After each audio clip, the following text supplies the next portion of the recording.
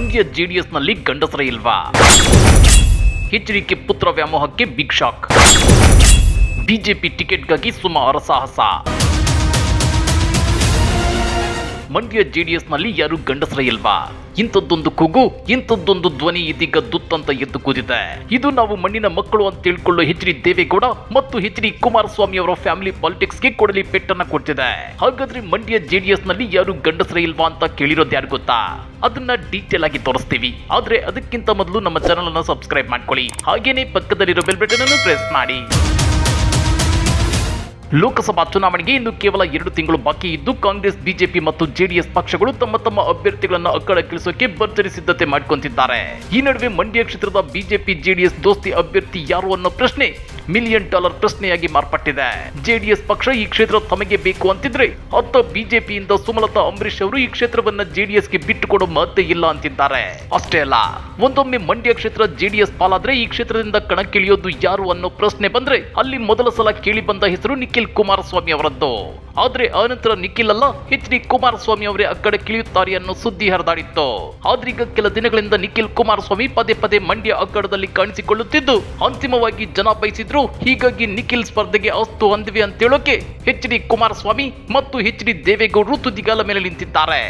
ಪರಿಸ್ಥಿತಿ ಹೀಗಿರುವಾಗಲೇ ಮಂಡ್ಯ ಜೆಡಿಎಸ್ ಘಟಕದಲ್ಲಿ ಗಂಡಸರು ಇಲ್ವಾ ಅನ್ನೋ ಪ್ರಶ್ನೆ ಎದ್ದಿದೆ. ಲೋಕಸಭಾ ಚುನಾವಣೆಗೆ ಸ್ಪರ್ಧಿಸಲು ಮಂಡ್ಯ ಜೆಡಿಎಸ್ ನಲ್ಲಿ ಯಾರು ಅಭ್ಯರ್ಥಿಗಳಿಲ್ವಾ? ದೇವೇಗೌಡರ ಕುಟುಂಬದವರೇ ಬೇಕಾ ಅಂತೇಳಿ ಮದ್ದೂರು ಶಾಸಕ ಉದಯ್ ಗೌಡ ಕದಲೂರು ಕಿಡಿಕಾರಿದ್ದಾರೆ. ಹೌದು ವೀಕ್ಷಕರೇ, ಮಂಡ್ಯದಲ್ಲಿ ನಿಖಿಲ್ ಹೆಸರು ಕೇಳಿ ಬರುತ್ತಿದ್ದಂತೆ ಕಾಂಗ್ರೆಸ್ ಶಾಸಕ ಉದಯ್ ಗೌಡ ಕದಲೂರು ಕಿಡಿಕಾರಿದ್ದಾರೆ.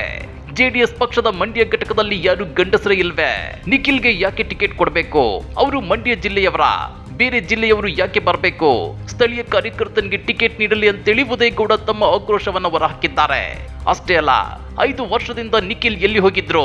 ಲೀಡರ್ ಮಕ್ಕಳೇ ಬರ್ಬೇಕಾ? ಕಳೆದ ಬಾರಿ ಹೀನಾಯ ಸೋಲು ಅನುಭವಿಸಿದ್ರು ಜೆಡಿಎಸ್ ನಾಯಕರಿಗೆ ಬುದ್ಧಿ ಬಂದಿಲ್ಲ ಅಂತೇಳಿ ಉದಯ್ ಗೌಡ ಬೇಸರ ಹೊರಹಾಕಿದ್ದಾರೆ. ಇನ್ನ 100 ಕಾರ್ಯಕರ್ತರು ಕಾಂಗ್ರೆಸ್ ಪಕ್ಷದ ತತ್ವ ಸಿದ್ಧಾಂತಗಳನ್ನು ಒಪ್ಪಿಕೊಂಡು ವಿಲೀನಗೊಳ್ಳಲು ತಯಾರಾಗಿದ್ದಾರೆ. ಚುನಾವಣೆ ಹತ್ತಿರ ಬರುತ್ತಿದ್ದ ಹಾಗೆ ಇನ್ನೂ ಹಲವಾರು ಕಾರ್ಯಕರ್ತರು ಕಾಂಗ್ರೆಸ್ ಸೇರಲಿದ್ದಾರೆ ಅಂತೇಳಿ ಉದಯ್ ಗೌಡ ಹೇಳಿದ್ದಾರೆ. ಅಷ್ಟೇ ಅಲ್ಲ, ಯಾರೇ ಬಂದರೂ ಎದುರಿಸುವ ಶಕ್ತಿ ಕಾಂಗ್ರೆಸ್ಗಿದೆ, ನಾವು ಸಮರ್ಥರಿದ್ದೇವೆ ಎಂದಿದ್ದಾರೆ. ಅಭ್ಯರ್ಥಿಗಳಿಲ್ವಂತ ಯಾಕೆ? ಯಾವುದೋ ಬೇರೆ ಜಿಲ್ಲೆಯವರು ಯಾರೋ ಯಾಕೆ ಬರಬೇಕು? ನಿಂತ್ಕೊಳ್ಳಿ, ನಮ್ಮಲ್ಲಿ ಸಮರ್ಥರಿಲ್ವಾ ಜೆ ಡಿ ಎಸ್ ಪಕ್ಷದಲ್ಲಿ?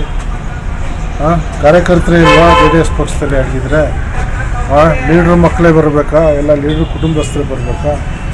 ಸ್ಥಳೀಯರಿಗೆ ಅವಕಾಶ ಕೊಡಿ. ಸ್ಥಳೀಯರಿಲ್ವಾ ಕಾರ್ಯಕರ್ತರು? ಯಾರು ಬಂದ್ರೂ ನಮಗೆ ಅದ್ರ ಬಗ್ಗೆ ಚಿಂತೆ ಇಲ್ಲ. ನಾವು ಸಮರ್ಥವಾದ ಅಭ್ಯರ್ಥಿ ಆಗಿ ಚುನಾವಣಾ ಫಲಿತಾಂಶ. ನಿಮ್ಗೆ ಗೊತ್ತಿರಲಿ, ಮಂಡ್ಯ ಭಾಗದಲ್ಲಿ ಜೆಡಿಎಸ್ ಪಕ್ಷದ ಪ್ರಭಾವಿ ನಾಯಕರಾಗಿದ್ದ ಕದಲೂರು ಉದಯ್ ಗೌಡ ಕಳೆದ ವಿಧಾನಸಭೆ ಚುನಾವಣೆ ವೇಳೆ ಜೆಡಿಎಸ್ ತೊರೆದು ಕಾಂಗ್ರೆಸ್ ಸೇರಿದ್ರು. ಕಾಂಗ್ರೆಸ್ ಪಕ್ಷದ ಟಿಕೆಟ್ ನಿಂದ ಸ್ಪರ್ಧಿಸಿ ಮದ್ದೂರು ಕ್ಷೇತ್ರದ ಶಾಸಕರಾಗಿ ಆಯ್ಕೆಯಾಗಿದ್ದಾರೆ. ಇದೀಗ ಇವರು ಮಂಡ್ಯ ಜೆಡಿಎಸ್ ನ ನಡೆಯ ಬಗ್ಗೆ ಪ್ರಶ್ನೆ ಮಾಡಿ ದೊಡ್ಡಗೌಡರ ಫ್ಯಾಮಿಲಿ ಪಾಲಿಟಿಕ್ಸ್ ಅನ್ನೇ ಪ್ರಶ್ನೆ ಮಾಡ್ತಿದ್ದಾರೆ. ಇನ್ನ ಜೆಡಿಎಸ್ ನಲ್ಲಿ ಬಿರುಸಿನ ಚಟುವಟಿಕೆಗಳು ಗರಿಗೆದರಿದ್ರೆ ಅತ್ತ ಸುಮಲತಾ ಅವರು ಕೂಡ ಬಿಜೆಪಿ ಟಿಕೆಟ್ ಗಿಟ್ಟಿಸಿಕೊಳ್ಳಲು ಹರಸಾಹಸ ಪಟ್ಟಿದ್ದಾರೆ.